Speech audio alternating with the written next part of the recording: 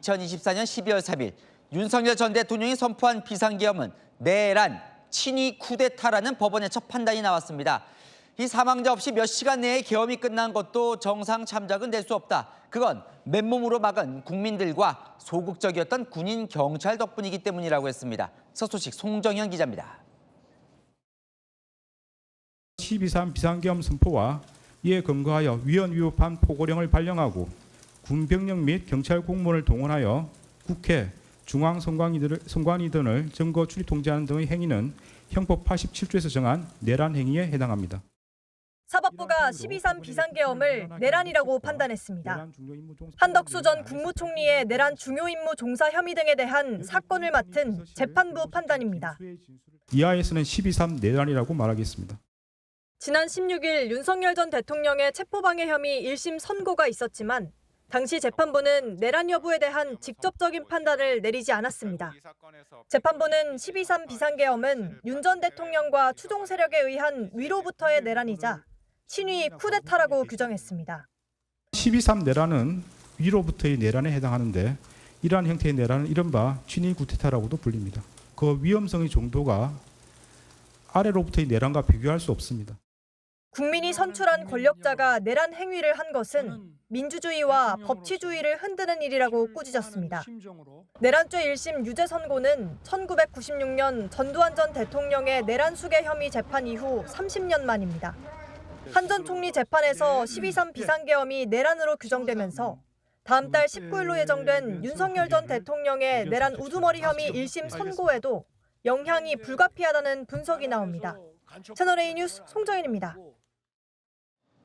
12.3 계엄을 내란으로 판단한 근거를 살펴보겠습니다. 오늘 재판부는 당시 국회를 장악하려 한 건 대한민국의 헌법 질서를 무너뜨리려고 한 국헌 문란 목적이라고 판단했습니다. 이어서 송진섭 기자입니다. 재판부는 윤 전 대통령의 12.3 비상계엄이 국헌을 문란할 목적에서 선포됐다고 판단했습니다. 윤석열과 김용년 등은 비상계엄을 선포하고 이에 근거하여 포고령을 발령하였는데 국헌을 문란하게 할 목적으로 발령한 것이고 12.3 비상계엄 당시 윤 전 대통령이 발표한 포고령에는 국회의 정치활동 금지, 언론과 출판 통제, 영장 없는 체포 등의 내용이 포함되어 있는데 각각이 의회주의와 언론의 자유, 영장주의 등 헌법이 보장하는 가치를 정면으로 위반했다는 게 재판부 판단입니다. 헌법기관인 국회와 중앙선거관리위원회를 점거해 대한민국의 헌정 질서를 무너뜨리려 했다는 겁니다. 한덕수 전 국무총리가 이런 목적을 알고도 가담했다고 지적하기도 했습니다. 피고인에게 국헌을 문란하게 할 목적과 폭동을 일으키는 사실에 대한 인식과 의혹이 있었다고 인정할 수 있습니다. 국헌 문란 목적의 내란이 성공해 헌법 질서가 무너지면 막대한 피해가 발생하고 회복이 어렵다며 내란을 사전에 차단할 필요를 위해서라도 가담자는 무겁게 처벌해야 한다고 밝혔습니다. 채널A 뉴스 송진섭입니다. 내란이 성립되기 위한 또 다른 요건이 있습니다. 폭동, 이것도 인정이 됐습니다. 무장한 군인으로 선관위와 국회를 점거한 건 지역의 평온을 해쳤다고 판단했습니다. 김호영 기자입니다. 여의도 국회 운동장에 내려앉는 군용 헬기들.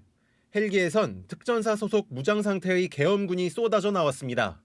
본관 유리창문을 깨고 내부로 진입했고 본회의장으로 향하는 길목에서 바리케이트를 쌓고 저항하는 국회 당직자와 보좌진들과 대치했습니다. 같은 시각 과천 중앙선거관리위원회 청사에도 계엄군이 들이닥쳤습니다. 야구방망이와 케이블 타이 등을 휴대했고 전산실로 들어가 서버 사진을 찍었습니다. 선관위 직원들의 휴대전화도 압수했습니다. 재판부가 12.3 비상계엄이 폭동이라고 판단한 장면들입니다. 다수의 군병력과 경찰 공무원을 동원하여 국회, 중앙선관위 등을 점거, 출입 통제하는 등 다수인을 결합하여 육력을 행사하고 해악을 고지함으로써 한 지역의 평온을 해할 정도의 위력이 있는 폭동을 일으켰다고 인정됩니다. 국회를 봉쇄해 계엄 해제 의결을 저지하려 했고 선관위를 장악해 영장 없이 전산 자료를 압수수색했다고 봤습니다.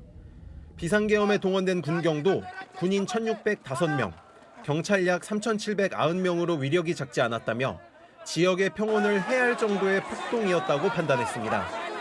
또 내란이 사망자 없이 몇 시간 만에 끝난 건 국회를 맨몸으로 지킨 국민의 용기와 위법한 지시에 저항하거나 소극적으로 따른 군인과 경찰 덕분이라며 결코 가담자에 의한 게 아니라고 강조했습니다. 채널A 뉴스 김호영입니다. 오늘 한덕수 전 총리는 법정 구속됐습니다. 이 특검은 징역 15년을 구형했는데 1심 법원 매우 이례적으로 거기에 8년을 더해 징역 23년을 선고했습니다. 특검은 내란 방조, 그러니까 편의를 봐줬다는 수준으로 넘겼는데 오히려 재판부가 중요 임무 종사 혐의를 추가하도록 했습니다. 이기상 기자입니다. 주문. 피고인을 징역 23년에 처한다. 무죄 부분을 신문이나 관보 등에 게시하기를 원합니까? 특별히 그럴 계획 없습니다. 한덕수 전 국무총리에게 징역 23년이 선고됐습니다. 특검이 구형했던 징역 15년보다 8년 높은 중형입니다.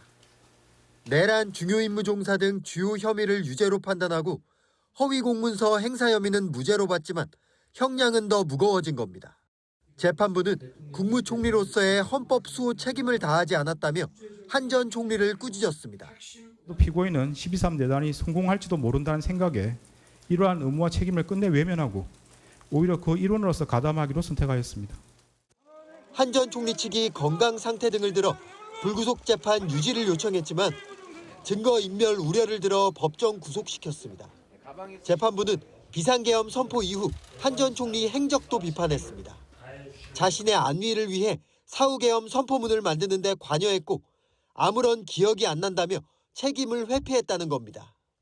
한 전 총리는 앞선 재판에서 헌법재판소 등에서의 위증 혐의를 인정했습니다.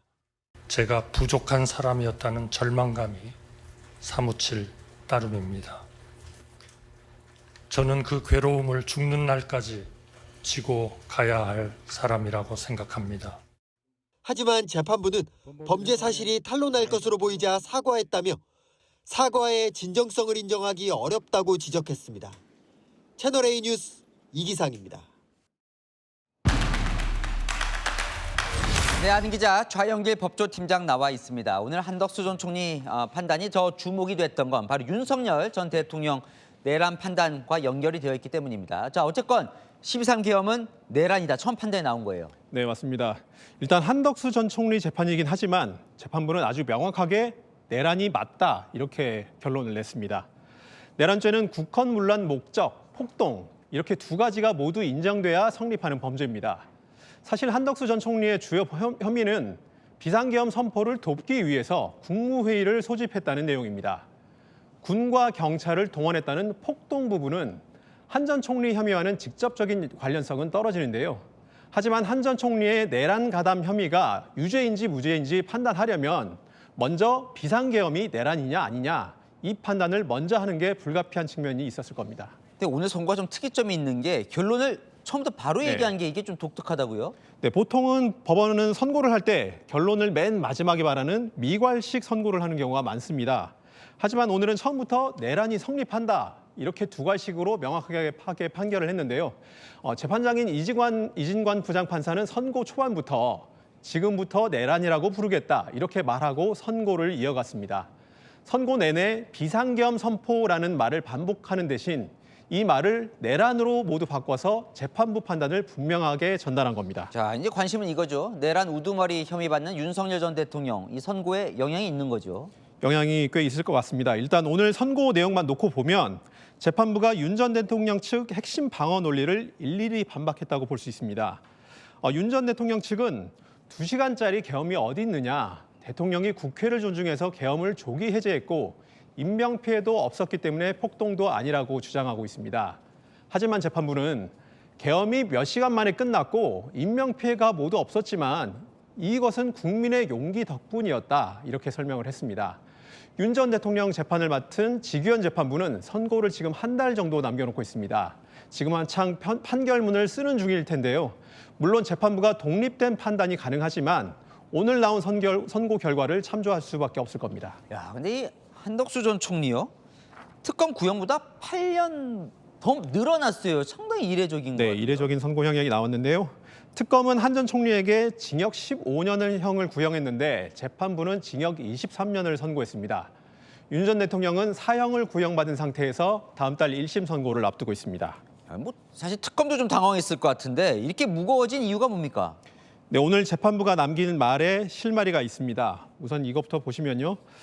이진관 부장판사는 내란 범죄는 양형 기준이 없다 이렇게 설명을 했습니다. 이 사건에서는 기준 같은 게 중요하지 않다는 말도 남겼는데요. 우리가 흔히 접할 수 있는 사기나 폭행처럼 많이 발생하는 범죄는 일정한 기준에 따라 형량이 정해집니다. 양형 기준이라는 게 따로 있는데요. 하지만 오늘 재판부가 쿠데타라고 지칭한 내란 범죄는 1996년 전두환 전 대통령 사형 선고 때까지 거슬러 올라가야 합니다. 한 30년 만에 선고가 사례가 나올 정도로 드문 혐의라서 기준이 따로 없고 따라서 재판부가 알아서 형을 정할 수가 있다는 설명인 겁니다. 아니 이게 더 눈에 띄는 게 오히려 기존 내란보다 더 무겁게 선고해야 된다 이런 얘기를 했어요. 네, 오늘 재판부가 새로 만들어낸 말이 한 가지 있습니다. 예. 바로 위로부터의 내란이라는 말인데요. 과거에는 군부가 상향식 쿠데타를 벌이는 방식으로 내란 범죄가 이루어졌습니다. 하지만 12.3 비상계엄은 국민이 선출해서 더 센 권한을 가진 대통령이 위에서 아래로 내려가는 방식으로 내란 범죄를 저질렀기 때문에 죄질이 더 나쁘다는 게 재판부 판단입니다. 대한민국의 국격도 그때보다 훨씬 올라갔기 때문에 경제적, 정신적 충격이 기존 내란과 비교가 되지 않는다 이런 평가도 내렸습니다. 잘 들었습니다. 한인 기자, 좌영길 팀장이었습니다.